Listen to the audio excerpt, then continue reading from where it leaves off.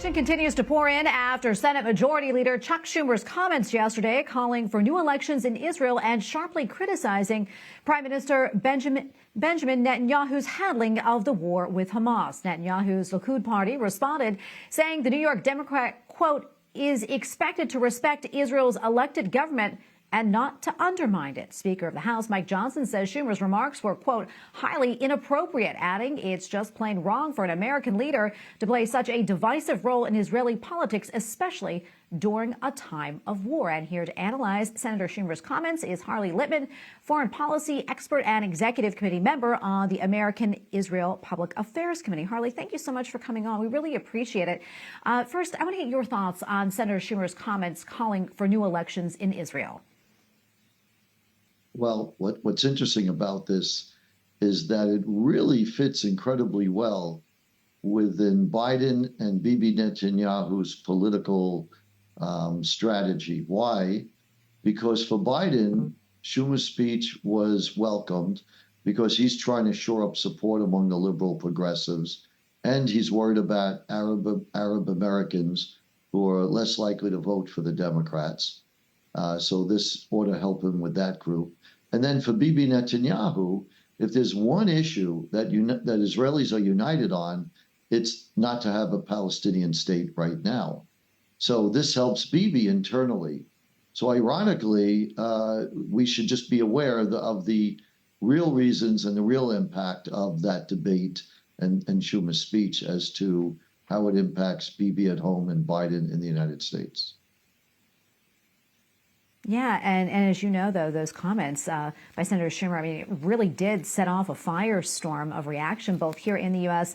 and also internationally. Talk to us more about that. What do you make of that, and are you surprised?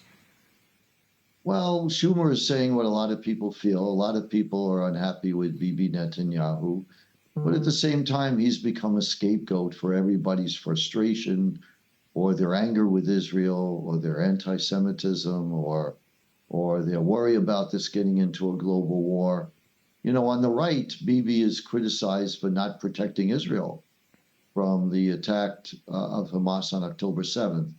From the left, as Schumer pointed out, people think he has a right-wing coalition because he wants to stay in power and he wants to make sure he doesn't go to jail. So that's the backdrop of all this. But yes, you know, I like to say there are many truths. Yes, it is unprecedented to interfere in another democracy. You could reverse it and say, how would we feel if foreign leaders said that you should vote for Biden or you should vote for Trump? You could imagine a reaction here. So that is unsettling to Israelis. But if you're left of center, you would tend to welcome Schumer's speech, because, again, a lot of people are focusing on Bibi Netanyahu and his right-wing government. But at the end of the day, the reality is that Israel was attacked. They have a right to defend themselves, and they should be allowed to win. If they're not, Hamas has already stated many times that they will do this 2, 3, 4 times more. And if Israel does not go into Rafah, where Hamas has 4 battalions, and where the remaining hostages are, as I said, they'll emerge from the rubble, whether it's a temporary ceasefire or a permanent ceasefire, and they'll say, look, we withstood the military onslaught of one of the most powerful militaries in the world, and we're still here. They'll have a victory. It'll galvanize Hamas. It'll galvanize radical Islam. It will galvanize Iran. And the situation in the Middle East, I suspect, will get much worse. There'll be more war and more violence. So ironically, while people think Israel shouldn't go into Rafah, and that would be a good thing, it's the opposite.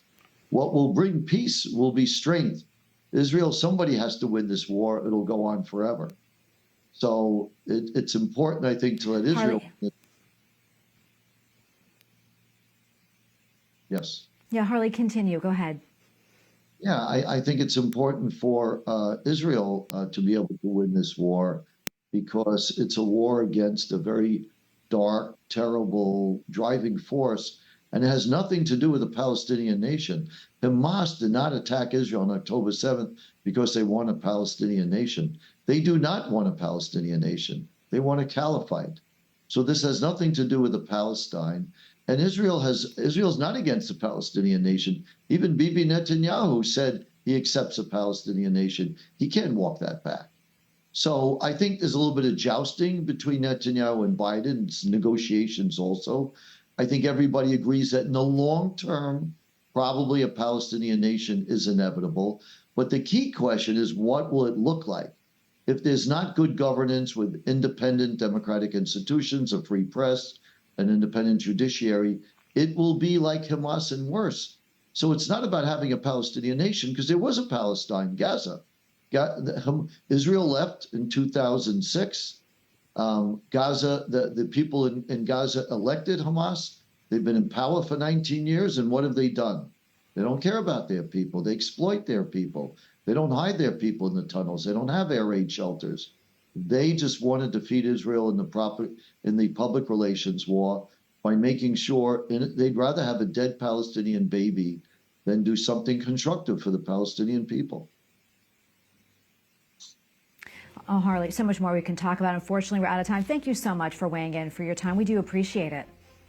My pleasure. Thank you.